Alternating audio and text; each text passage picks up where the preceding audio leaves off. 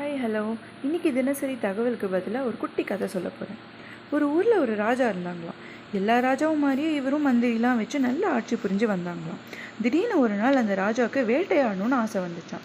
அதனால் அவரோட படையெல்லாம் ரெடி பண்ணிட்டு காட்டுக்கு போனாங்க. அன்னைக்குன்னு பார்த்து ஒரு மிருகம் கூட கிடைக்கலையாம். ஆனால் ராஜாவும் விடாமல் காட்டுக்குள்ளே போயிட்டே இருந்தாராம். கூட இருந்தவங்க எல்லாம், நேரம் ஆகுது ராஜா, இதுக்கு மேலே நம்ம காட்டுக்குள்ளே போகணுன்னா நம்ம வழி தெரியாமல் மாட்டிப்போம் அப்படின்னு சொன்னாங்களாம். ஆனால் ராஜா அவங்க பேச்செல்லாம் கேட்கவே இல்லை. அவர் பாட்டு காட்டுக்குள்ளே போயிட்டே இருந்தாராம். கொஞ்ச நேரத்திலேயே இருட்டிடுச்சு. அவங்க சொன்ன மாதிரியே நடந்துச்சு அப்படின்னு ராஜா யோசிச்சாராம். கூட வந்தவங்களெல்லாம் வழி கண்டுபிடிக்க சொல்லி அனுப்பிட்டு அவர் கூட ஒருத்தரை மட்டும் வச்சுட்டு இருந்தாராம். ராஜாவும் டயர்டாகி ஒரு மரத்துக்கு கீழே உட்காந்துட்டாராம். ராஜாவுக்கு செம்ம பசி, என்ன பண்ணுறதுன்னு தெரியாமல் ரொம்ப தவிச்சு போயிட்டாராம். அப்போ கூட வந்தவர் ராஜா கிட்ட, ராஜா அங்கே ஒரு குடிசை தெரியுது, அதில் வெளிச்சம் தெரியுது, வாங்க அவங்க கிட்ட வந்து உதவி கேட்போம் அப்படின்னு சொன்னாராம். ராஜாவும் சரி அப்படின்னு சொல்லிட்டு அந்த குடிசைக்கு போய் பார்த்தா அங்கே ஒரு வயசான பாட்டி மட்டும் இருந்தாங்களாம். அந்த பாட்டி கிட்ட நடந்ததெல்லாம் சொல்லி இந்த மாதிரி உதவி வேணும் அப்படின்னு சொன்னாங்க.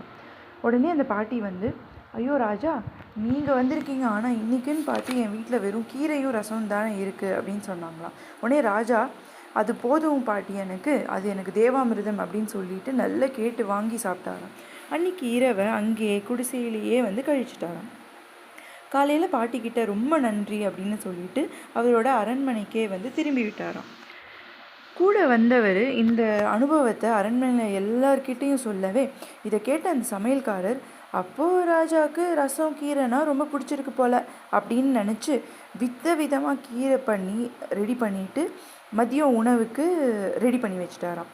ராஜா சாப்பிட வந்து பரிமாறிய போது கீரை ரசம் எல்லாம் பார்த்து ரொம்ப கோவப்பட்டுட்டாரு.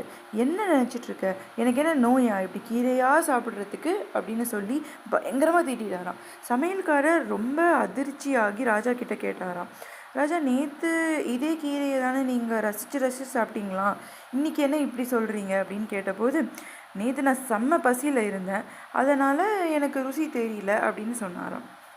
இதுலேருந்து என்ன தெரியுதுன்னா, பசி ருசி அறியாது. நம்ம பசியில் இருக்கும்போது நமக்கு அதில் உப்பு இருக்கா, காரம் இருக்கா, பிடிச்சதா பிடிக்காததா எதுனாலும் நம்ம சாப்பிடுவோங்க. இந்த கதை சின்ன வயசில் எனக்கு என் அப்பா சொன்னார். நீங்கள் இந்த கதை கேட்டிருக்கீங்களா?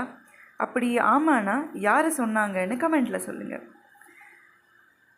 மீண்டும் ஒரு தகவல் அல்லது கதையோடு உங்ககிட்ட பேசுகிறேன். அது வரைக்கும் tata, bye bye, thanks for வாட்சிங். லைக் அண்ட் சப்ஸ்கிரைப் பண்ணிக்கோங்க. தேங்க்யூ.